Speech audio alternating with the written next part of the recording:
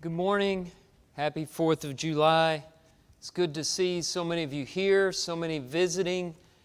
We know that several of our members are traveling, and if you're joining us online, we are glad to have you with us. It is the holiday time, and a lot of people are planning vacations and traveling, and several of our young people are headed to Freed-Hardeman University this afternoon for Horizons. They'll be there this week. So please keep Hunter and those young people in your prayers. And there are also a lot of changes coming that we welcome. Remember, this year we're focusing on returning and rebuilding and rejoicing, and a big part of that phase comes a week from today when we start back our Sunday morning Bible classes. We're very excited about that, July the 11th. So get here at 9 a.m. It's been a while since you've gotten into that habit, so we've got to build that habit back up. I know it's different for me. I've had a lot of extra time on Sunday mornings to get ready for services, so now I have an extra class plus 1 hour less in the mornings to get my head straight. But I'm looking forward to that so that we can study the Bible more and spend more time together and grow together. I'm very excited about that, and thankful to Tom Greenway, who is taking over our education program and directing that in a very good way.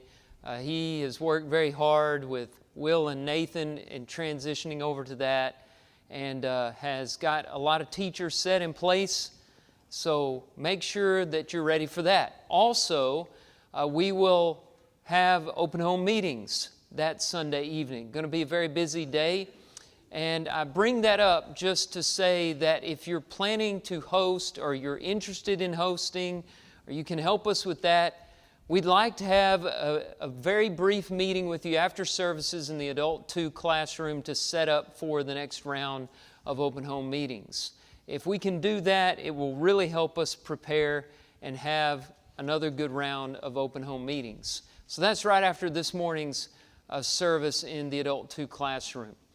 We have completed our series on the book of Numbers, and I'm ready to preach from the New Testament. I don't know about you, I love the Old Testament, but I'm ready to do something in the New Testament. Our text this morning is Hebrews chapter 11, and we're going to be looking at some verses there related to home. We're going to be thinking about home, very, very important subject. In Cormac McCarthy's book, All the Pretty Horses, a young man named John Grady Cole grows up on his grandfather's ranch. And after his grandfather dies, he goes to Mexico looking for work as a cowboy. And at the end of the novel, he's penniless, he doesn't have many friends, he doesn't have any family, and he doesn't have a home.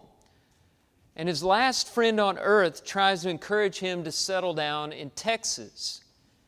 And he says, "This is a good country." And John Grady says, "I know it is, but it's not my country." And so his friend says, "What is your country?" And he says, "I don't know." He says, "I don't know what happens to country." Now, he uses that word country in the same way we'd use the word home. And he's saying, "I've lost my home, and I don't know what home is." But you sense the longing in it. And if you're paying close attention to your own life, you resonate with that. Because all of us have a sense of homesickness that we can't quite explain.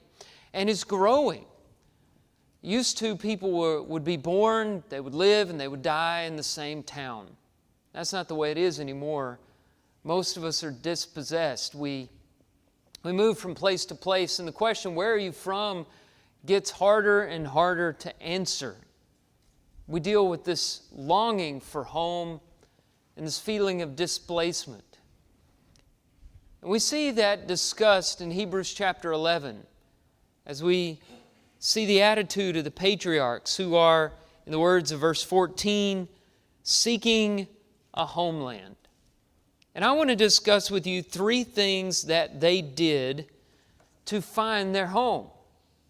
And here's the first one as we look at the text. Number one, they settled in the land of promise. Look with me at verses 8 and 9 of Hebrews chapter 11, where it says, "By faith Abraham obeyed when he was called to go out to a place that he was to receive as an inheritance. And he went out not knowing where he was going. By faith he went to live in the land of promise, as in a foreign land, living in tents with Isaac and Jacob, heirs with him of the same promise." So number one, we see them seeking a homeland by settling in the land of promise. Where do you start when you're looking for home? Well, in the words of poet Gary Snyder, you stop somewhere. And that's what Abraham did. You know the story from Genesis chapter 12. The Lord called him out of his former home, Ur of the Chaldees, to go to a land that he would show him. Genesis chapter 12 verse 4 says, "And Abraham went." The Lord told him to go, and he went, and he stayed. He stopped somewhere. We cannot find a home if we're in a constant state of migration. We've got to settle down somewhere. And that's very important. Let me give you 3 examples. We need to settle into a community where we live and be a part of it and be identified with it in some way. You know, this is a hard thing for Christians in particular to do. I can think of 2 reasons why. The first is compartmentalization. We tend to, although the Lord has not asked us to do this, compartmentalize our lives. We lead our spiritual lives at the church, and we lead our civic lives out in the community. And we rarely let the 2 cross over. We don't want those worlds to collide. Well, the way we should lead our lives is that we should be Christians at church and Christians in our community, and our friends and our co-workers and classmates all should know that we are people of faith. But that is one temptation that draws us out of community. And the second one is withdrawal. In a sincere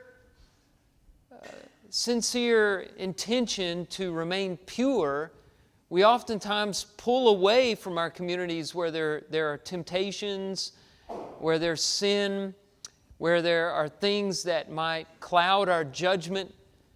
But again, the Lord doesn't want us to pull away from our communities. He wants us to settle into them and live there, just as He always has. He's always asked His people to do that. When the Israelites were in Babylonian captivity, these are the instructions the Lord gave them through the prophet Jeremiah. In Jeremiah chapter 29, verse 5, He told the exiles in Babylon, "Build houses and live in them, plant gardens and eat their produce." A few verses later, He said, "Seek the welfare of the city where I have sent you." Also in 1 Timothy 2, Paul instructs us to pray for the rulers of our governments, whoever they are, to pray for them so that we might lead quiet and peaceful lives.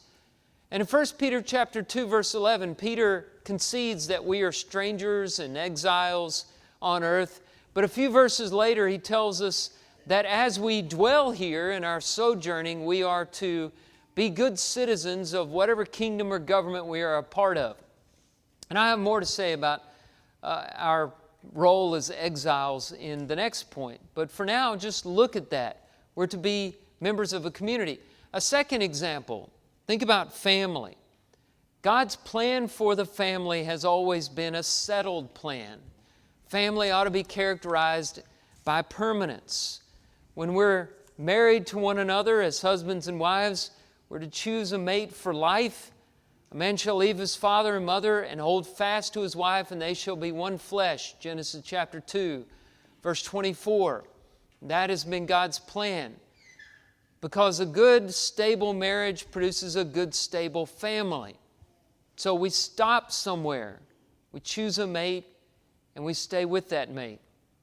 Another example is church. We're blessed in this country with a good distribution of churches. In most places in the United States, this isn't true of all, but in most places you have a choice of where you can worship. And I'm afraid this has grown into a consumer mentality when it comes to where we want to worship. And a lot of people have gotten into the habit of hopping from one church to the other when things don't go well for them. And I understand there are some cases where a person has to move from one congregation to another, but sometimes that comes way too easily for us. We're way too quick to jump from our local congregation to another one, just to avoid having to forgive or avoid working through a problem or just to avoid being forbearing with another person. And we need to slow down and settle in, build responsibilities. And there are 3 advantages I want to share with you to settling in and stopping somewhere. And the first one is commitment. You can't make a commitment when you're moving around from one community to the other, from one family to another, from one responsibility to another, from one church to another. It's only in commitment that you take on responsibility, you take on work, and you're able to cooperate with another group of people. You have to settle somewhere to have commitment. The second advantage seems a little counterintuitive, but if you bear with me for a minute, you'll see what I mean, and that is freedom. You know, today's 4th of July, people are focusing on freedom. I appreciate what Kevin said. You know, we're going to concentrate all day on our political freedom and on our freedom as Americans. We can take at least 1 hour to celebrate the freedom we have in Jesus Christ, the freedom from sin, which is slavery. But freedom is something that you get only when you choose a place and you have a home. Now that's counterintuitive, I said, because we think of freedom as not being confined, not being held down to one place, not having boundaries or fences or borderlines. That's actually not true. There really isn't any such thing as absolute freedom. In the words of Paul in Romans 6:16, we are the slaves of the one we obey. And you obey somebody, no matter who you are. And within that obedience, though, there ought to be liberating restrictions, lines that allow you to be free to be the person God created you to be. Here's how Wendell Berry put it. He said, "We and our places and our world are free only when our minds accept the limits of a place and a local loyalty." Local loyalty, limits of a place, that's all about settling down somewhere. And then that framework gives you freedom. That's the way it works. A third advantage is clarity. You know, the world is confusing enough without our homeless drifting around. We have to have a home to know who we are. A home forms your identity. And when you can answer the question who you are and where you're from, then you're able to read the world and interpret reality in a certain way. We all need that. We all need that clarity. Not just for ourselves, but also so others know what we're all about. You probably heard the old story about the old saint who kept coming to church morning and night. Every service of church, he was there. And a younger person once asked him, "Why are you risking your life to get out in the dark and the rain to come to services every time? You already know everything. You know more than the preacher knows. You can quote every verse of the Bible. There's nothing else that you can learn." And the old saint responded, "Well, I guess I just want the devil to know whose side I'm on." And sometimes it's not about you, it's about the others too. There's that clarity that's there when you settle in and you declare a place home. So Abraham and the patriarchs after him, they settled in the land of promise. And from that, they got the commitment and the freedom and the clarity that they needed for life. Now let's talk about the second thing that they did. After settling, we notice number 2, in seeking a homeland, they acknowledged that they were still exiles. Even though they had declared a homeland, they acknowledged they were still exiles. Let's look at this tension in the text. Look at verse 9 to begin with of Hebrews 11. "By faith, he went to live in the land of promise as in a foreign land." Look at the tension there between the phrase land of promise and foreign land. It was his land, the land God said, I will give you. And he went there and he established his home, but he still lived there as if he were in a foreign land. We read on, also verse 13, these all died in faith, not having received the things promised, but having seen them and greeted them from afar, and having acknowledged that they were strangers and exiles on the earth. Now, if you go back to the historical accounts, they bear this out. For example, near the end of his life, according to Genesis 23, verse 4, Abraham was purchasing a plot of land from the Hittites to bury his wife Sarah in the cave at Machpelah. And he confesses to them, I am a sojourner and a foreigner among you. Abraham, you're in the land God gave to you. You're in Canaan, the land of promise. Why do you refer to yourself as a sojourner and a foreigner? His grandson Jacob lived all his life in Canaan. And his son Joseph brought him down to Egypt to meet Pharaoh. And at the end of his life, here are the words of Jacob, according to Genesis 47, verse 9. Jacob said to Pharaoh, the days of the years of my sojourning are 130 years. Few and evil have been the days of the years of my life. And they have not attained to the days of the years of the life of my fathers in the days of their sojourning. Notice the repetition of the word sojourning. A person who is at home, completely at home, doesn't say that he or she is sojourning. That's the language used of exiles, people who are wandering, who are still not home.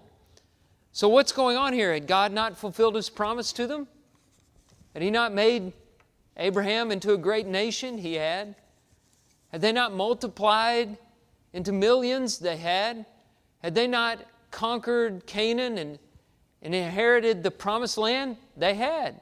They were living there. They were settled there. And yet they still confessed that they were strangers and exiles in the land because they knew they weren't quite home.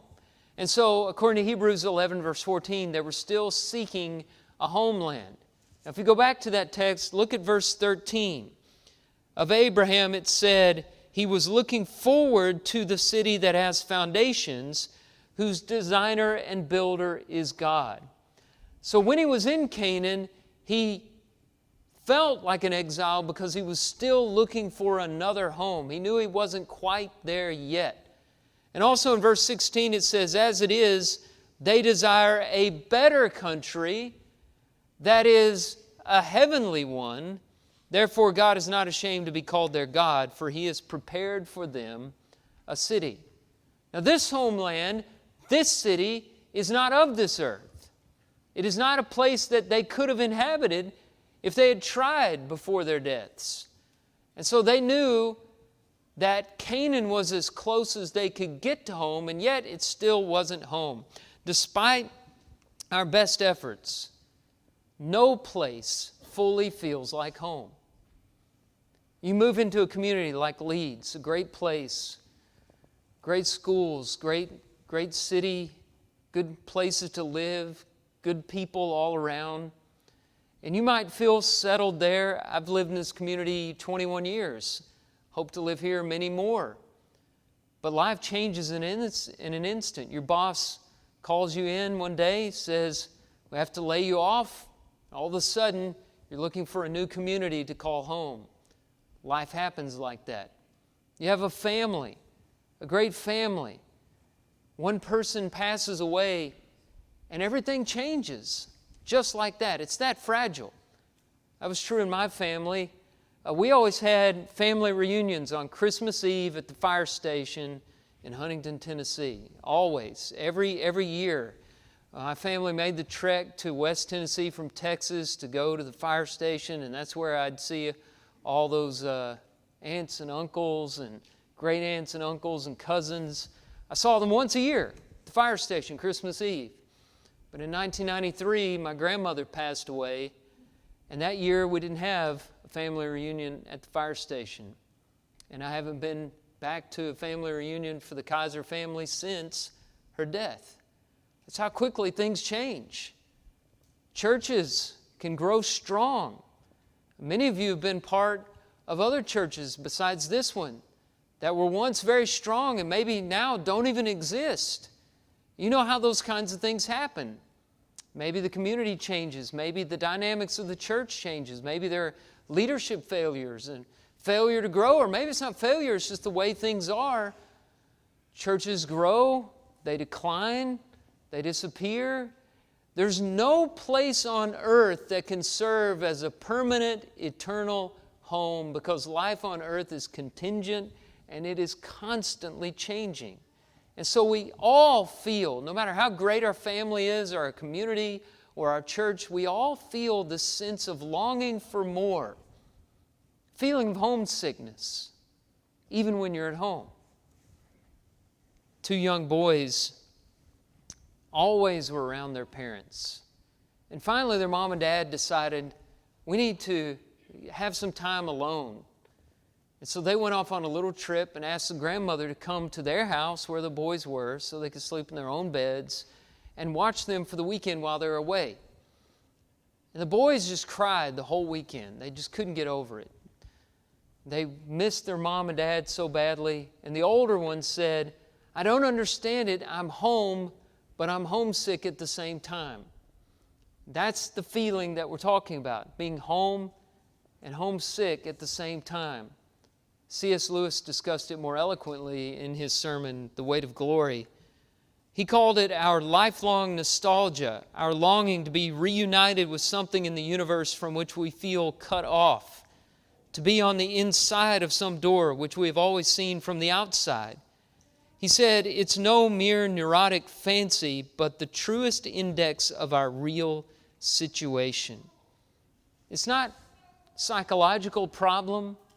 This homesickness, this longing, it's not an issue that you need to get over. You can't get over it.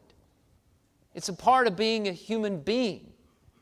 In Lewis's words, it's the truest index of our real situation. You feel that because while on earth, you're not truly ever home.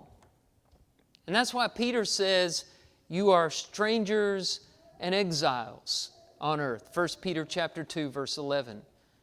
Paul explained it a little more completely in Philippians 3, verse 20, where he says, our citizenship is in heaven, and from it we await a Savior, the Lord Jesus Christ. Now, it's of interest that he wrote these words to the church at Philippi. Philippi was located in Macedonia, right above Greece. It wasn't in the Italian peninsula, and it certainly wasn't in the city of Rome, but it was considered a Roman colony. Rome had colonized Philippi. And so the people who were citizens of Philippi lived by Roman law and upheld Roman standards, and they were there to spread the glory and the culture of Rome. That was their obligation, their responsibility as Roman citizens away from Rome. And Paul said, you're proud of your Roman citizenship, but you need to consider something that's even greater than Rome. You need to be proud of your heavenly citizenship. And while you're in Philippi, you're not just representing the glory of Rome, you're representing the glory of God and the kingdom of Jesus Christ. As Americans, we need to remember this, especially on Independence Day. Sure, we're proud of our country, and we're grateful for the freedoms that many people died for. And we need to remember those so that we can continue to have this great country. As Americans, we have responsibilities and we have a law, but there is a greater kingdom of which we as Christians are a part. Let's never forget that we are here in the church as people who are in a heavenly colony, who are promoting heavenly laws, a heavenly city, and we're not quite home yet. And that's why we feel homesick. That's why we long for something more. No matter how great our family, our community, our church is, it's just not quite there. And that doesn't mean there's a problem. It's the truest index of your real situation. And so we see that they were home, and yet they acknowledged that they were exiles. All right, so what else? In seeking a homeland, what else did they do? Here's the third and final thing. They used their earthly homes to anticipate their ultimate home. As we were going through that second point, after noting they settled but still didn't feel at home, you might be thinking, well, what's the point of building a home? What's the point of being a part of my community? Why should I worry about building a strong family and identifying with a family? Why should I care about being a part of a local church and getting involved with brothers and sisters in a specific area? What does it all matter? Well, we learn why it matters as we continue into this third point. It matters because the homes we have are tools to anticipate our heavenly home. The patriarchs didn't build lives for themselves in the land of promise, acknowledge that they were strangers and exiles, and then throw their hands up in the air and say, well, we were failures because we never felt at home. They realized that God gave them homes for a spiritual purpose, to forecast or to anticipate their eternal home. Let's look at a couple of verses. Hebrews 11, verse 10. Abraham was looking forward to the city that has foundations, whose designer and builder is God. He was looking forward the whole time. That's another way of expressing hope. He knew with certainty that after this life he would live in that city.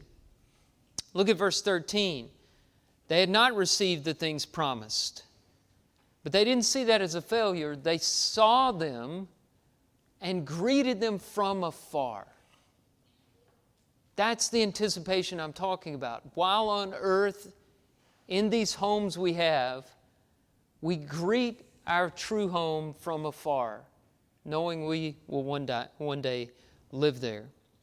Our earthly homes are meant to give the world a foretaste of heaven and help the world see what eternity will be like, even if it's just a glimmer. That's what marriage is for. That's why the Lord is so strict about marriage. In Matthew chapter 19, Jesus is teaching on marriage, and He's asked a question about divorce. And He repeats the law from Genesis 2:24, a man shall leave his father and mother and hold fast his wife, and they shall be one flesh. What God has joined together, let not man separate. And His teaching was so strict in the ears of those listening, even His disciples. They said, who can live by this? Who can do this? And the Lord said, not everybody can receive it. But there's a reason why Jesus pressed those strict laws of marriage. And Paul reveals it in Ephesians 5:32. When he repeats the same law from Genesis 2:24, he then says, this mystery is great, and I'm speaking of Christ and the church. What he's saying is your marriage is not just for companionship, not just for human happiness, not just to provide a home to raise children in. It's for all those things, but it's also to demonstrate an otherworldly love in this world, to show the love of Christ and the church, to show commitment and loyalty. And when a marriage has that, it's truly a wonderful marriage. And couples, both of them, both in the couple, have to realize that any family is bigger than them. It's an instrument God is using to show the world what true love is. The same is true of a church. And a church is not just a social opportunity, is it? We're not just here to have opportunities to serve one another and to serve the community we're in and to serve the world abroad. All of those things are great. Church is not just here so that we can find some relief from our past and to work through the guilt over sin and to learn to accept forgiveness and to give forgiveness. All of that is important, but that's not all that church is for. It's also, and maybe most importantly, a place where we can celebrate heaven, where we can act the way that we're going to act for an eternity in heaven, where we can get a foretaste of the reality of eternity. And before the writer of Hebrews got to Hebrews chapter 11, he wrote about this in chapter 10, verses 24 and 25. Listen to what he says. Let us, the church, consider how to stir up one another to love and good works, not neglecting to meet together as the habit of some, but encouraging one another, and all the more as you see the day drawing near. As a church, we're to stir up one another to love and good works, and encourage one another when we gather together, and not neglect meeting together, coming together regularly in assemblies, and coming together regularly in fellowship and service opportunities to anticipate the day that is drawing near. There's a great day coming. It's coming for each and every one of us when we depart to our ultimate, our true heavenly home. And on that day, if we are faithful to God, that longing and that homesickness will end, and we will finally know what it's like to be home. George Moore said, "A man travels the world over in search of what he needs and returns home to find it." I'm not sure he completely understood what he meant there, but the reason why that's true, that we can travel the whole world in search of what we need and we return home to find it, the reason that's true is because we are meant for heaven. Our whole lives are made to dwell with God. And we're not going to be complete, we're not going to be fulfilled until we are with Him. And so while we're here in communities, while we're here living in families, while we're here in our local churches, worshiping together, loving one another, forgiving one another, let's do all of this anticipating the day when we will dwell together in heaven. That's our home. That's what life is all about. As we bring this to a close, there's a question that I need to pose to you, and that is, have you wandered from your home? Have you wandered away from the Lord, who is your home? And do you need to come back? Because His door is open, and He waits for you to return. He's like that father in the prodigal son. He's home watching for you to return. Will He see you coming over the horizon and be able to greet you and embrace you and celebrate? Maybe there's something you need to do this morning to come home. Let us help you. Let us pray with you. Do you need to become a Christian? Let us hear your confession of faith. Commit today to repent of your sins and be baptized. Why not come today? We're going to sing an invitation song. If we can encourage you in any way, let us do so right now as we stand together, as we sing.